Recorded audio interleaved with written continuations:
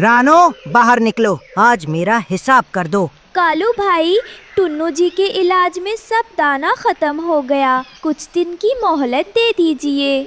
मोहलत? हर बार यही बहाना। साहूकार, मैं ठीक होते ही आपका दाना चुका दूंगा। तुम्हारी हालत देखो, कल सूरज निकलने से पहले कर्ज चुका दो, वरना ये घोंसला और जमीन मेरी हो जाएगी। नहीं, हम कहाँ जाएंगे, रहम करें। चल हट, कल हम कब्जा करने आएंगे। कालू और गोरी हंसते हुए निकल जाते हैं। रानो, मैं तुम्हें बचा नहीं पाया, ये कर्ज। हिम्मत मत हारिए, साहूकार के दिए जख्म और कर्ज के बोझ ने टुन्नू की बची खुची सांसें भी छीन ली। रानो पर दुखों का पहाड़ टूट पड़ा। टुन्नू जी, वो जोर जोर से रोने लगती है। टुन्नू को गुजरे कई महीने हो गए। दोस्तों, ये रहे हमारी आज की वीडियो के प्यारे सब्सक्राइबर्स और फॉलोअर्स के नाम। आईना, ममता, वंदना सिंह, चंचल, निहाल, बुनबुन। जो नहीं चुने गए, चिंता मत करो, अगली बार तुम भी बन सकते हो जंगल के सुपरस्टार। दोस्तों, अगर आप भी चाहते हैं मैं आपका नाम अपनी कहानी में लूं, तो देर किस बात की, जल्दी से कमेंट करके अपना गए थे। आज घर में फाका था। माँ, बहुत भूख लगी है। माँ, पानी पी लो, शायद भूख कम हो। रानो घोंसले के हर कोने को टटोलती है, पर एक दाना नहीं मिलता। हे ईश्वर, बच्चों की ये हालत मुझसे नहीं देखी जाती। वो अपने आंसू पोंछती है। नहीं रानो, तुझे हिम्मत रखनी होगी। रानो घोंसले से बाहर उस बंजर जमीन के टुकड़े को देखती है, जिस पर कालू ने अभी तक कब्जा नहीं किया था। ये जमीन, ये आखिरी चीज है। अगर मैं इसमें मेहनत करूं, हाँ, मैं इसमें मटर उगाऊंगी। आज सब्र कर लो, कल हम अपनी जमीन पर खेती करेंगे। सच माँ, क्या हमारे खेत में मटर उगेंगे? रानो हाँ में सिर हिलाती है। वो जानती थी कि ये रास्ता कांटों भरा है, पर खेती के लिए बीज कहाँ से आते। रानो हिम्मत करके अपने पड़ोसियों हरिया तोता और हरियाली तोती के पास पहुँची। अरे रानो बहन, आओ, कैसी हो? हरियाली बहन, आज मैं आपसे कुछ मांगने आई हूँ। घर में बच्चे भूखे हैं, सोचा है अपनी जमीन पर मटर की खेती करूँ, लेकिन मेरे पास बीज खरीदने के लिए कुछ भी नहीं है। रानो बहन, आप तो जानती ही हैं, कालू के ब्याज ने हम सबको तोड़ दिया है। ये सुनकर रानो का चेहरा उतर जाता है। रुको बहन, हरिया जी, हमारे पास वो पोटली है ना जो हमने अच्छे दिनों के लिए बचा कर रखी थी? हाँ। वो अंदर से एक छोटी सी पोटली लाकर रानो को देता है। बहन, ये कुछ मटर के बीज है, ज्यादा तो नहीं है, पर शायद काफी हो। हरिया भाई, हरियाली बहन, आपका ये एहसान मैं जिंदगी भर नहीं भूलूंगी। दूसरी तरफ कालू कौवा गरीबों का खून चूसकर अमीर बन चुका था। सुनिए जी, कल बाजार में जो नया हार देखा था, वो मुझे चाहिए। सब मिल जाएगा। इस बार हरिया तोते से दुगना ब्याज वसूल किया है और रानो से भी ब्याज वसूलना बाकी है। उस रानो का नाम मत लीजिए। मैंने सुना है वो अपनी बंजर जमीन खोद रही है, खेती करेगी वो। क्या खेती? उस जमीन पर? वो जमीन तो मेरी है। टुन्नू ने उसे मेरे पास गिरवी रखा था। तो उसे मेहनत करने दीजिए। कालू कौवा समझ जाता है। वाह गोरी, तुम सही कहती हो। उसे खून पसीना एक करने दो। जब फसल पककर तैयार हो जाएगी, तब हम जाएंगे और सारी फसल ब्याज के नाम पर उठा लाएंगे। दोनों जोर जोर से शैतानी हंसी हंसते हैं। अगले ही दिन रानो अपने बच्चों के साथ उस बंजर जमीन पर पहुंच गईं। नहीं मेरे बच्चों, हमें ये करना ही होगा। अगर ये जमीन नहीं टूटी तो हमारी उम्मीदें टूट जाएंगी। तभी पास के पेड़ से एक गिलहरी उन्हें देखती है। रानो बहन, आप अकेली ये सब कर रही हो? गिलहरी बहन, बच्चों का पेट पालना है। ये जमीन ही मेरा आखिरी सहारा है। हिम्मत मत हारिए, मैं बड़े पत्थर हटाने में मदद करती हूँ। रानो की मेहनत और गिलहरी की मदद से शाम तक जमीन तैयार हो गई। रानो ने एक एक बीज को संभाल कर जमीन में बो दिया। रानो की मेहनत रंग लाई। बंजर जमीन पर हरियाली लहलहा उठी। नन्हे पौधों पर मटर की फलियां देखकर रानो की आंखें भर आईं। माँ देखो, छोटे छोटे मटर। माँ, क्या हम एक तोड़ ले? नहीं मेरे बच्चे, अभी ये कच्चे हैं, इन्हें थोड़ा और बड़ा होने दो, फिर हम सब पेट भरकर खाएंगे। रानो की खुशी ज्यादा देर नहीं टिकी। आसमान से कालू कौवा एक सूखी डाल पर आकर बैठ गया। वाह रानो, वाह, बंजर जमीन पर मटर उगा दिए। कालू भाई, आप क्यों मैं यहाँ नहीं आ सकता? शायद तुम भूल रही हो कि ये जमीन और इस पर उगने वाली हर चीज मेरी है। तुम्हारे पति ने इसे गिरवी रखा था। नहीं कालू नहीं, तुम ये सब क्या बोल रहे हो? ये फसल बहुत अच्छी लग रही है, मेरी नजर इस पर रहेगी। खूब मेहनत करो रानो, क्योंकि जब ये फसल कटेगी तो ये सीधा मेरे गोदाम में जाएगी, तुम्हारे पति के कर्ज के ब्याज के तौर पर। तुम गंदे हो, ये हमारी जमीन है। चुप कर छोटे चिरे। रानो, अपने बच्चों को समझा लो। कालू जोर से काव काव करता हुआ उड़ जाता है। कालू की धमकी ने रानो को तोड़ दिया था। उसने मेहनत करना छोड़ दिया। एक दिन बंटी कबूतर पानी लेकर आता है। रानो बहन, आप ऐसे क्यों बैठी हैं? पौधे सूख रहे हैं। सूख जाने दो बंटी भाई, ये फसल हमारी है ही नहीं। कालू इसे ले जाएगा। मेरी सारी मेहनत बर्बाद हो गई। तभी वहाँ हरिया हरियाली और गिलहरी भी आ जाते हैं। बहन, आप ऐसे हिम्मत हार जाएंगी तो उन जालिमों की जीत हो जाएगी। रानो बहन, फसल पर पहला हक किसान का होता है। हम सब आपके साथ हैं। हम कालू को ऐसा नहीं करने देंगे। सब मिलकर खेत में फिर से काम शुरू कर देते हैं। रानो को हिम्मत मिलती है और वो भी उठकर काम में लग जाती है। खेत में मटर की शानदार फसल लहलहा रही थी। रानो ने कल सुबह फसल काटने का तय किया, लेकिन ये बात कालू कौवे तक पहुंच गई। अंधेरी रात में कालू कौवा और गोरी कौवी खेत में घुसते हैं। उस गरीब चिड़िया ने इतने मटर उगा लिए। मेहनत रानो करेगी और मलाई हम खाएंगे, लेकिन अगर हमने ये फसल ले ली तो बंटी कबूतर पंचायत बुलाएगा। तो आप क्या चाहते हैं? हम वो करेंगे कि ना रानो को कुछ मिले और ना इल्जाम हम पर आए। अगर फसल ही नहीं रहेगी तो वो बेचेगी क्या? कालू और गोरी पौधों को बेरहमी से उखाड़ना और कुचलना शुरू कर देते हैं। जल्दी करो। पास की झाड़ी में गिलहरी ये सब देख लेती है और डर के मारे कांप जाती है। बस जी, आधे से ज्यादा खेत हमने तबाह कर दिया है। दोनों अंधेरे में गायब हो जाते हैं। अगली सुबह रानो अपने बच्चों के साथ अपनी जिंदगी की पहली कमाई काटने के सपने लिए खेत पर पहुंची। खेत को देखकर रानो चीख पड़ती है। नहीं माँ, ये सब क्या हो गया? हमारे पौधे। ये सिर्फ फसल की तबाही नहीं थी, ये एक माँ की उम्मीदों का कत्ल था। मैं हार गई। मैं अपने बच्चों को नहीं बचा पाई। रानो के रोने की आवाज़ सुनकर बंटी, हरिया, हरियाली और गिलहरी भागे भागे आते हैं। हे भगवान, ये कैसा जुल्म है। ये काम कालू कौवे के सिवा और कोई नहीं कर सकता। रानो अभी भी सदमे में थी। बंटी भाई, मैंने रात को देखा था, वो कालू कौवा और उसकी पत्नी गोरी कौवी थे। उन्होंने ही सब बर्बाद किया है। ये सुनकर सबके होश उड़ जाते हैं। रानो बहन, हिम्मत रखिए। अब हिम्मत कहाँ से लाऊं? सब खत्म हो गया। बंटी कबूतर खेत को ध्यान से देखते हुए बोलता है।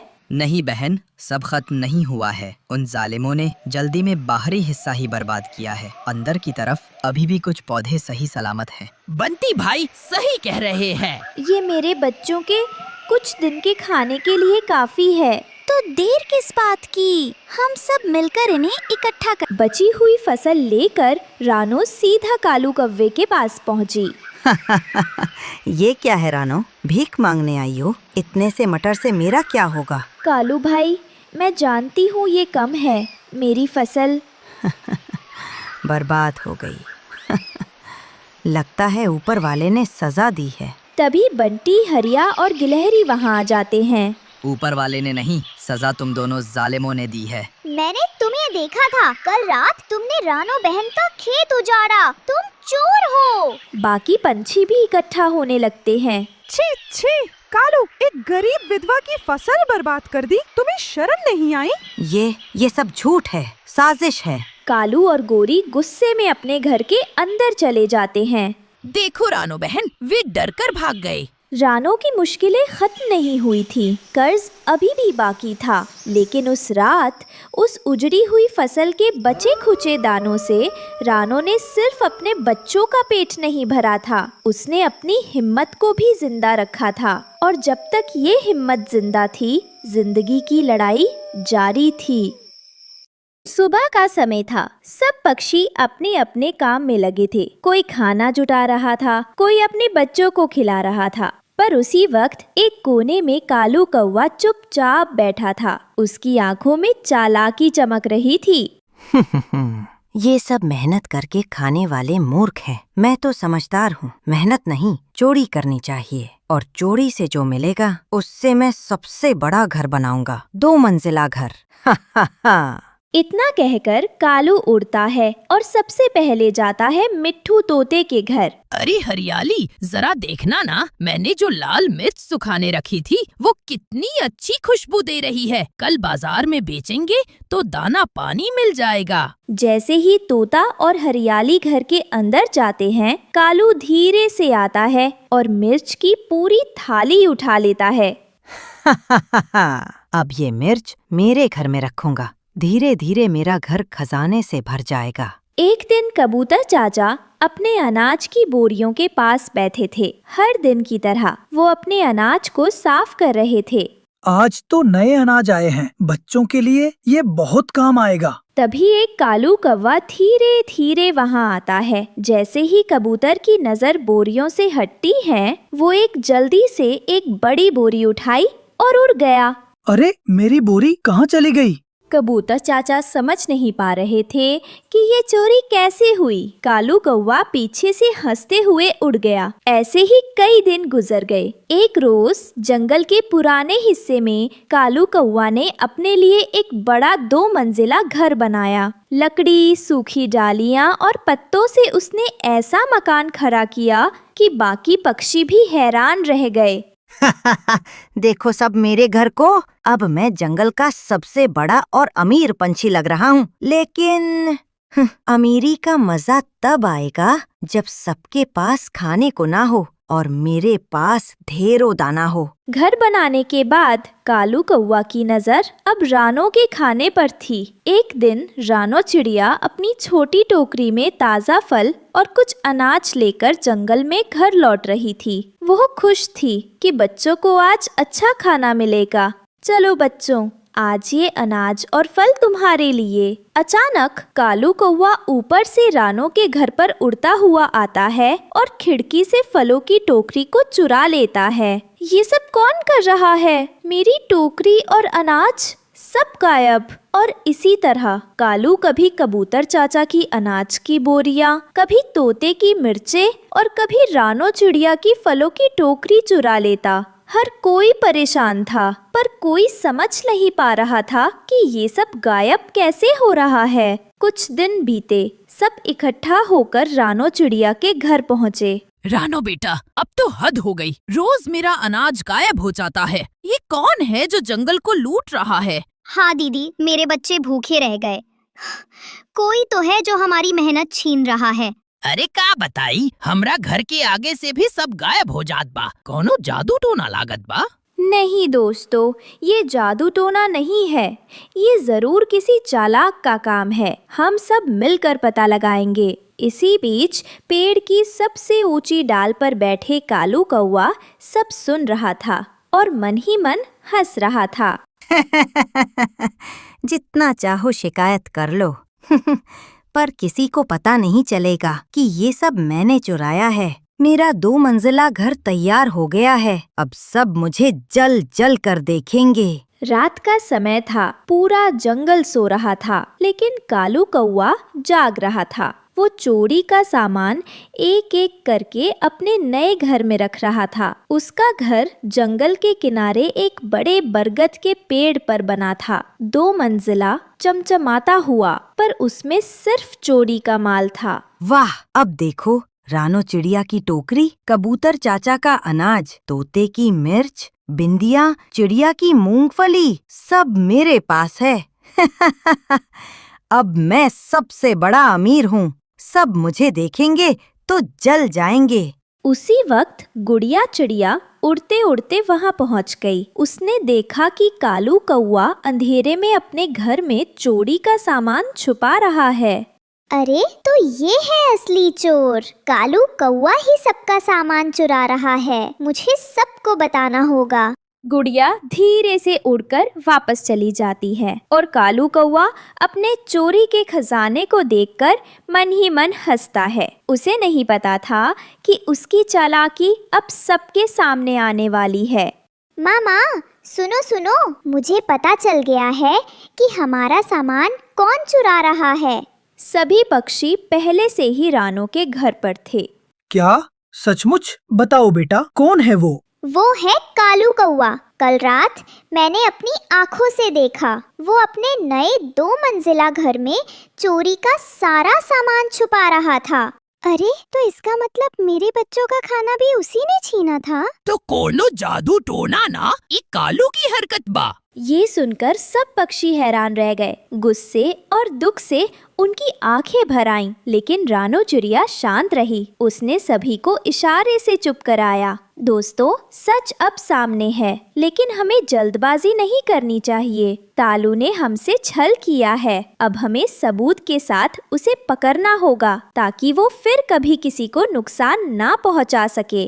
रात गहरा चुकी थी। पूरा जंगल चुप था। सिर्फ झिंगुरों की आवाज गूंज रही थी। रानो चिड़िया, कबूतर चाचा, मिट्ठू तोता, बिंदिया और बाकी सब पक्षी धीरे धीरे उड़ते हुए कालू कौवा के 2 मंजिला घर की ओर बढ़ रहे थे। जैसे ही सब घर के पास पहुँचे, उन्होंने देखा अंदर मिर्च की थालियाँ, अनाज की बोरियां, फल की टोकरी और मूंगफली के ढेर रखे थे।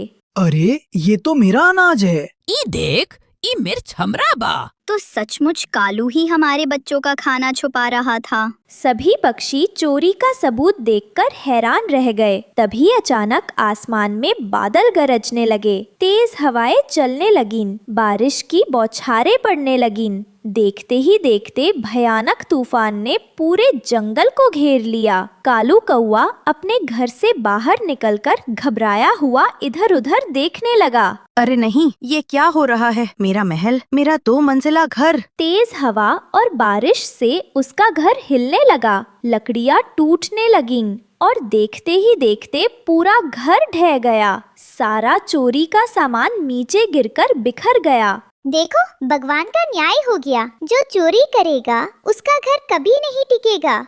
हाँ बेटा, मेहनत से बनाया घर ही टिकता है। दूसरों का हक छीनकर अमीर बनने वाला कभी सुखी नहीं होता।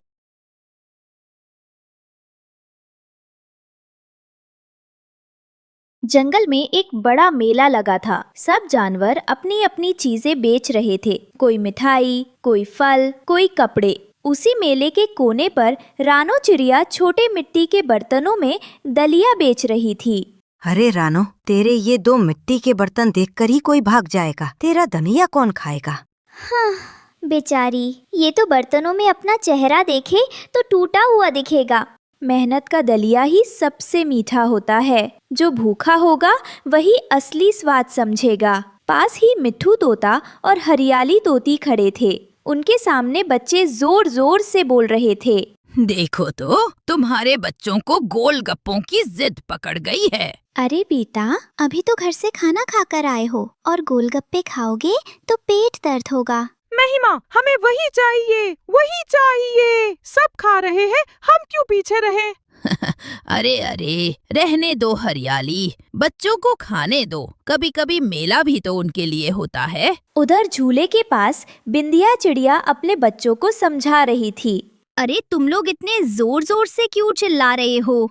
झूले पर तो सबकी बारी आएगी। नहीं मम्मा, हमें अभी झूला झूलना है, हमें इंतजार नहीं करना। ठीक है, पहले झूलो, लेकिन गिरना मत, मैं पास ही खड़ी हूँ। मेले के एक और कोने पर बंटी कबूतर और उसकी बीवी बबली कबूतरी बैठे थे।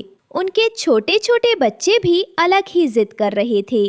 पापा, हमें भी गोलगप्पे खाने हैं। देखो, तोता के बच्चे खा रहे हैं। हाँ, हमें भी चाहिए, हमें भी चाहिए। अरे चुप रहो, इतनी जिद अच्छी नहीं होती। हर चीज पैसे और वक्त देखकर लेनी चाहिए।